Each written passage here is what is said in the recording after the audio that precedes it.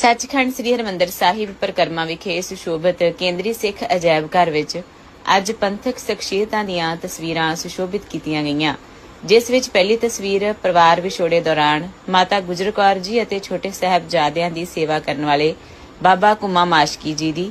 ਦੂਸਰੀ ਤਸਵੀਰ ਬਾਬਾ ਅਜੀਤ ਸਿੰਘ ਜੀ ਹੰਸਾਲੀ ਵਾਲਿਆਂ ਦੀ ਅਤੇ ਤੀਸਰੀ ਤਸਵੀਰ ਗੁਰਦੁਆਰਾ ਸੁਧਾਰ ਲਹਿਰ ਦੌਰਾਨ ਵੱਧ ਚੜ੍ਹ ਕੇ ਭਾਗ ਲੈਣ ਵਾਲੇ ਸੰਤ ਬਾਬਾ ਮੋਹਨ ਸਿੰਘ ਜੀ ਮਤਵਾਲਾ ਵਾਲਿਆਂ ਦੀ ਲਗਾਈ ਗਈ ਹੈ। ਸਮਾਗਮ ਦੀ ਆਰੰਭਤਾ ਦੌਰਾਨ ਭਾਈ ਜਗਰੂਪ ਸਿੰਘ ਜੀ ਹਜੂਰੀ ਰਾਗੀ ਸ੍ਰੀ ਦਰਬਾਰ ਸਾਹਿਬ ਨੇ ਕੀਰਤਨ ਰਾਹੀਂ ਸੰਗਤ ਨੂੰ ਨਿਹਾਲ ਕੀਤਾ। ਉਪਰੰਤ ਭਾਈ ਪ੍ਰੇਮ ਸਿੰਘ ਜੀ ਅਰਦਾਸੀਏ ਸ੍ਰੀ ਦਰਬਾਰ ਸਾਹਿਬ ਵੱਲੋਂ ਅਰਦਾਸ ਕੀਤੀ ਗਈ, ਜਿਸ ਤੋਂ ਬਾਅਦ ਸ੍ਰੀ ਦਰਬਾਰ ਸਾਹਿਬ ਜੀ ਦੇ ਮੁੱਖ ਗ੍ਰੰਥੀ ਸਿੰਘ ਸਾਹਿਬ ਗਿਆਨੀ ਰਘਬੀਰ ਸਿੰਘ ਜੀ ਅਤੇ ਸ਼੍ਰੋਮਣੀ ਕਮੇਟੀ ਦੇ ਮੁੱਖ ਸਕੱਤਰ ਸਰਦਾਰ ਕੁਲਵੰਤ ਸਿੰਘ ਮੰਨਣ ਨੇ ਤਸਵੀਰਾਂ ਤੋਂ ਪਰਦਾ ਹਟਾਇਆ। ਇਸ ਮੌਕੇ ਸ਼੍ਰੋਮਣੀ ਕਮੇਟੀ ਅਧਿਕਾਰੀ, ਸੰਬੰਧਿਤ ਪਰਿਵਾਰ ਅਤੇ ਉੱਤਰਾਧਿਕਾਰੀ ਤੇ ਸੰਗਤ ਹਾਜ਼ਰ ਰਹੇ।